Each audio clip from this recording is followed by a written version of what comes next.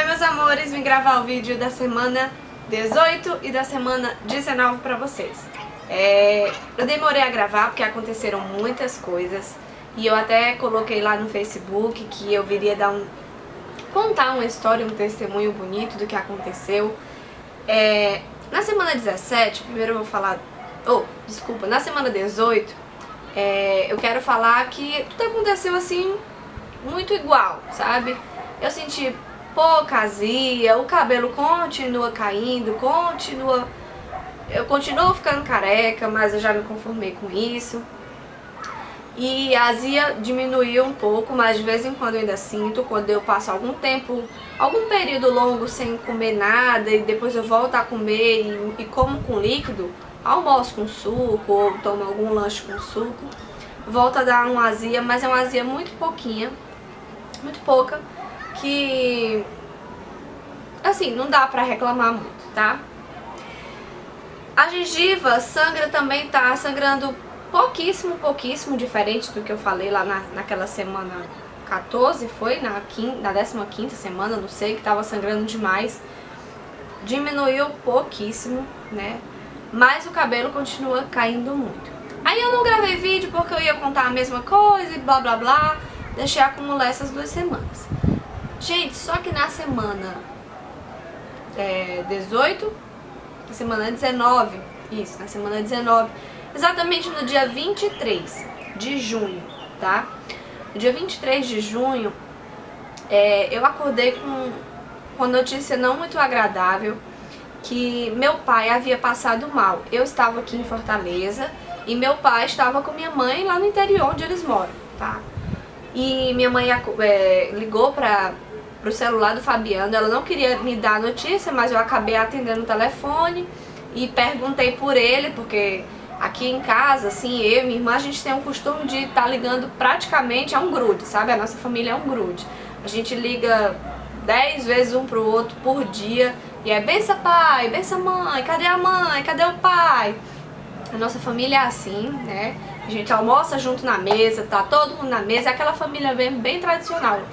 E é tanto que tem gente que acha estranho, ainda hoje eu casada, meu pai liga, já chegou em casa, já fechou as portas, sabe? É aquele amor assim mesmo, e aquele cuidado, na verdade, bem diferente do que é costume aí em outras famílias.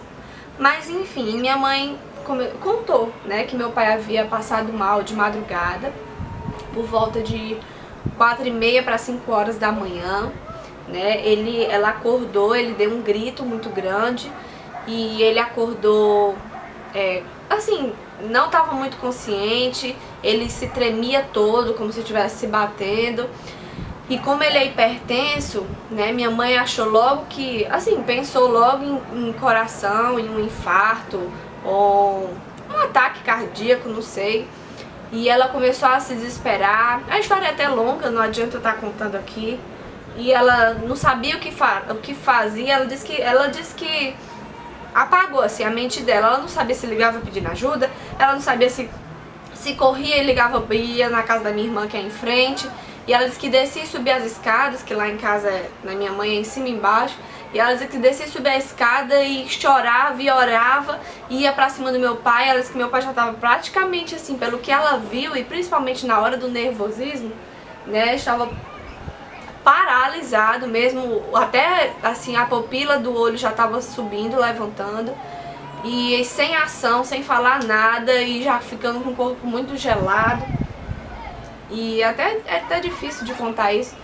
E quando eu liguei pra ela de manhã, ela já havia chamado a minha irmã, eles já estavam no hospital do interior e estavam sendo transferidos pra cá, pro hospital, transferido assim, né, a ambulância trouxe, porque caso precisasse do balão de oxigênio. Mas o milagre, eu creio que aconteceu ali mesmo pela madrugada, quando a minha mãe chamou a minha irmã, e minha irmã começou a fazer massagem cardíaca no peito dele. E a minha irmã conta que ela gritou, né, antes de subir em cima dele para fazer a massagem cardíaca. A minha irmã disse que gritou assim, dizendo: Deus, consagra as minhas mãos a ti. E fez a massagem cardíaca no peito do meu pai e passava a mão no corpo dele todo. E ele tava sem reação nenhuma. E quando ela fez essa oração... Desculpa, gente. E quando ela fez essa oração, o meu pai deu um suspiro maior e voltou. Voltou meio grogue, assim, da cabeça. E a ambulância já tava lá embaixo esperando ele. E trouxeram pra Fortaleza. E minha mãe tava me dando essa notícia, né, no dia 23 de manhã, era um domingo. Eu já tava assim, na cama, mas já tava acordada. E eu tava já planejando, pra você ver como, quando a gente planeja alguma coisa, nada acontece assim. Eu planejei acordar e tomar banho, ir pro culto e tal. E não foi nada disso, eu tive que sair às pressas já pro hospital da Unimed daqui de Fortaleza. Às pressas. Mas ia orando.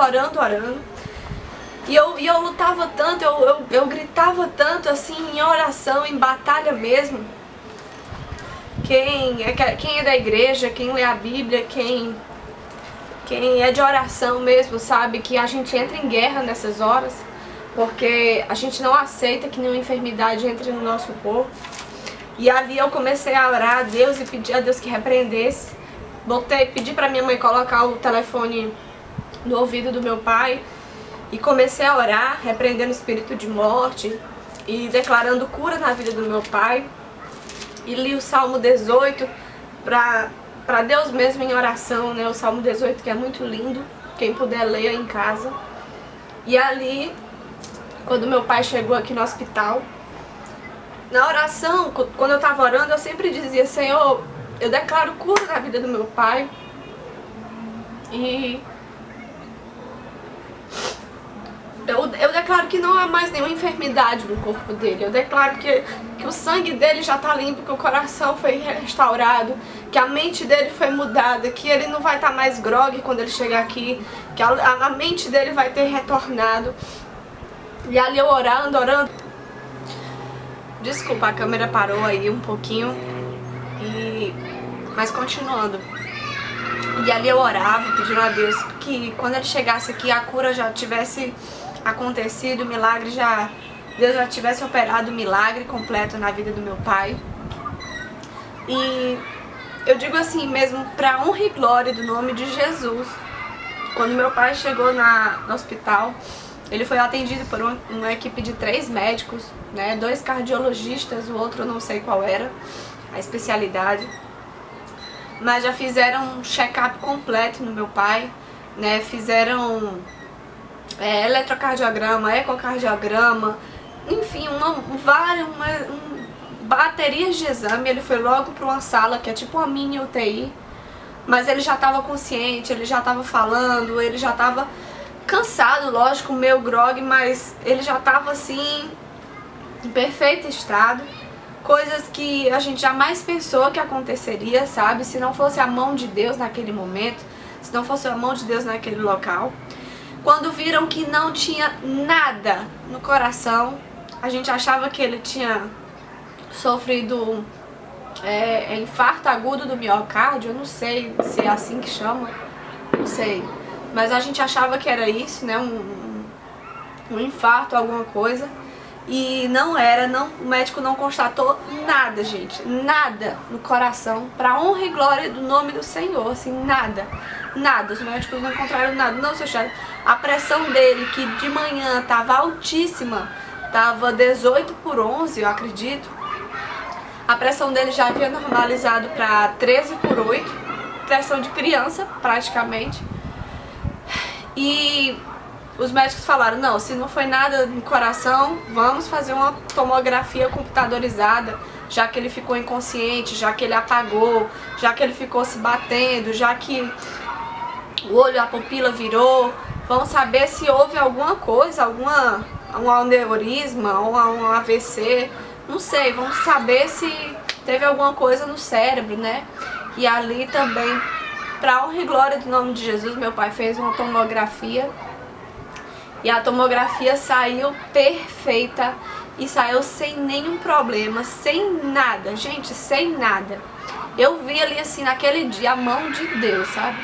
A gente costuma dizer que não foi um dia de tribulação, foi um dia de milagre, sabe? Foi um dia de cura, foi um dia de ver a mão de Deus em cima da nossa família e de ver o milagre completo acontecendo ali.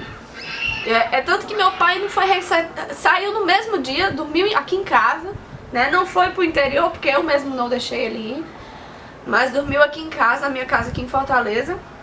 No mesmo dia, o médico não receitou remédio nenhum e só aconselhou que ele procurasse um neurologista caso voltasse, enfim.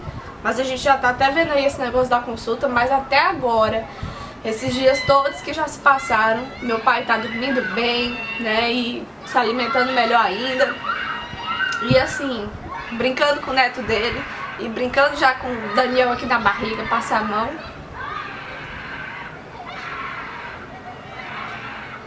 Porque o nosso Deus é o Deus Jeová Rafá, aquele que cura. É o que entra com providência na hora certa também. Por isso que não há nada melhor, nada, do que estar na presença desse Deus. Tá bom, meninas? Desculpa o meu choro. Eu sou chorona demais e a gravidez ainda ajuda, né? Mas é isso, tá? Então a semana 19 foi meio conturbada, mas foi uma semana de milagres. E nesse dia à noite que meu pai voltou pra casa, que dormiu aqui, foi o dia em que eu mais senti o Daniel. Coitadinho, né? Eu acho que ele passou o dia com a mãe atribulada, a mãe correndo pro lado do outro, pro lado pro outro, pro lado pro outro no hospital. Quando eu deitei pra dormir à noite, ele não parava de se mexer. Parecia assim que ele tava dando cambalhota, não sei. Mas ele não parava de se mexer, eu fiquei até preocupada. Mas no dia 28 eu fui pra consulta e ela ouviu o coraçãozinho dele. Eu também escuto o coração aqui em casa com aquele aparelhinho que eu já mostrei pra vocês. E tá tudo normal, não passou de um susto, certo? No mais, tudo bem. Dia 19 é a minha morfológica, né? É o exame mais esperado, assim, da metade da gestação, né? Bem detalhado. E eu espero também que dê tudo certo e quando eu fizer a morfológica, eu trago pra vocês verem o resultado, tá bom? Então confiem nesse Deus. Se deleitem nas asas desse Deus, que Ele é o Deus que cura, Ele é o Deus que transforma, Ele é o Deus que sempre age com providência e Ele sempre providencia na hora certa, tá bom? Que Deus em Cristo nos abençoe. Mais uma vez, desculpe o meu choro e um beijo grande pra vocês. Tchau, tchau.